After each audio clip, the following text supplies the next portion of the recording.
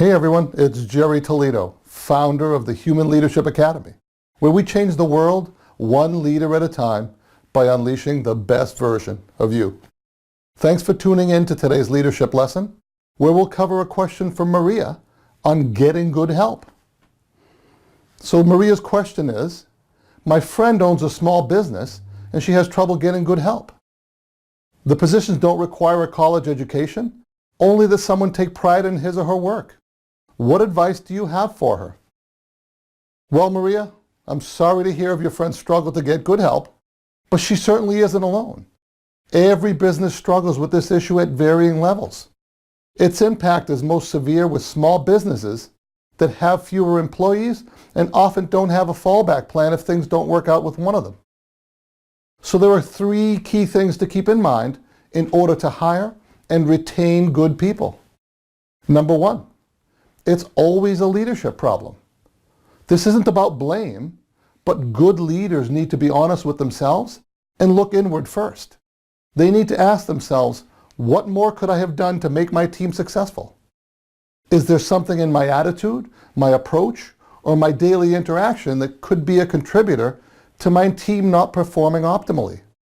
It's impossible to achieve and sustain employee engagement and optimize efficiency without good leadership. Sometimes we're not sure what to do with a problem employee or a problem situation, so we ignore it. We need to ask ourselves, does my team have the right education, the right experience, and the right training to perform their duties? Do they truly understand the requirements? Lastly, we need to ensure that we aren't stifling our team because we believe that nobody can do the job as good as we can. We need to teach, then trust. We can't grow our business if we don't share some of the responsibility with our team. Number two, create a culture of engagement. Our company culture sets the stage for motivation, which ultimately leads to employee engagement. There are many factors that lead to a good company culture, more than I can cover in this short training video, but there are a few examples that I can share with you. Good leaders create a clear vision for their teams. This vision is made up of core values, core purpose, and core aspirations. At a basic level, this is where we're going, why we're going there in the first place, and how we'll conduct ourselves along the way. Our vision should excite and motivate our team and will help us recruit and retain like-minded employees. Employee voice and empowerment are also significant contributors to a culture of engagement. When people feel like they're contributing to the grander scheme, they're more likely to exert their discretionary effort on the company's behalf. When we value their input and allow them room to grow, we ignite their passion, which leads to unprecedented levels of efficiency. Number three, create a repeatable and scalable recruiting process. Big companies will typically have a standard hiring process, but typically fail to educate their managers on the details of actually choosing the best possible candidate. Below are a few guidelines that I've found to be beneficial. The first is invest in interviewing skills. If our team is our biggest asset, it only makes sense that we would invest in that asset. The biggest thing we can do to make an impact in the quality of our team is to invest in interviewing skills so that we recruit the right people the first time out. We aren't born with these skills, but these skills aren't difficult to learn. There are countless techniques out there, and certainly behavioral interviewing should play a role based on Maria's question. Most importantly, whatever questions we ask, we need to be able to drill down several levels in order to truly understand the depth of experience or knowledge in a particular area. For example, not just what result did you achieve, but what are 3 steps you took to achieve that result? What were the biggest obstacles in undertaking each of those steps? This ability to drill down into the details is essential, as wise candidates will do their homework and have generic answers prepared ahead of time. Next, define the standard. If there are personal attributes you're recruiting for, then ensure that those attributes are included in the job description and the job listing. In Maria's friend's example, taking pride for their work. Next, be prepared.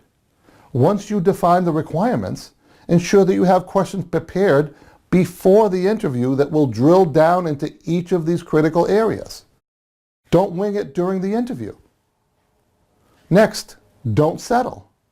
Don't allow your need to fill the position allow you to compromise on your requirements. Certainly you'll need to make some concessions, but don't allow the role to get so diluted that the minimum requirements go out the door. Next, conduct a phone screening. You can save a lot of time by doing a pre-screen on the phone in order to weed out some of the candidates before you see them in person. Anyone that makes it through this round can come in and interview with more of your team. The next thing is strong candidates should come in for a second interview. A second interview allows us to drill deeper into key areas or to ask questions we may have overlooked in the first interview.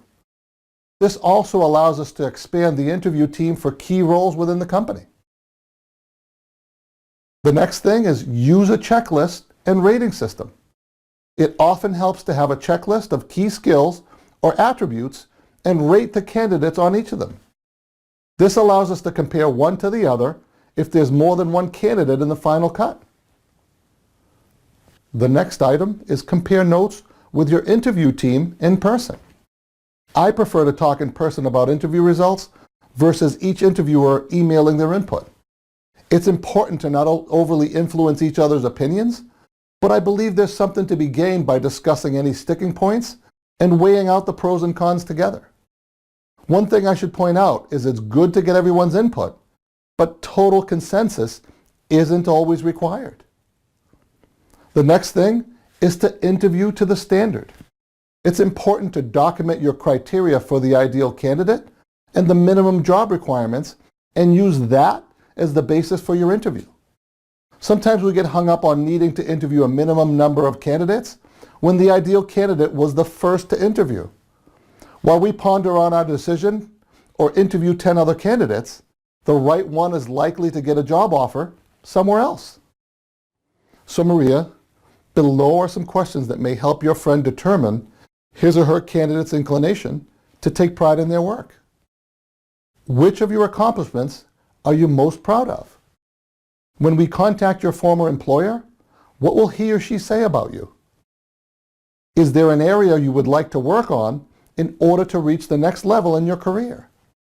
What steps are you currently taking to achieve that goal? Do you have any questions on the position? So each of these questions will help determine the candidate's capacity to take pride in their work, their desire to improve and evolve in their role, and their curiosity and genuine level of interest in the new role and where they will work. So let's bring it all together. Our team is our biggest asset. It's important that we don't allow our small business to make us small-minded. We need to focus on the bigger picture and invest in the infrastructure that will ensure our future success. Key areas include strong leadership, a good work environment, and a structured hiring process that ensures we hire people that are in alignment with our core values and are focused on common goals. We need to think along the lines of hiring collaborators versus employees. In order to do this, we need to focus not just on their skill set, but their personal attributes as well. We can always teach a new skill, but caring is a product of free will. So Maria, thanks for your question. I hope it helps your friend's situation, and keep the questions coming. Did you like this video? If you did, then please leave a comment below. Maybe you have a different opinion on the subject. We'd love to hear your input. Please join our channel on YouTube, like us on Facebook, and go to jerrytoledo.com to receive more free leadership lessons each week. We often send out free content that may not be on our other forums, so be sure to join our email list. Thanks for watching, and remember, step up, take the lead, and make a difference.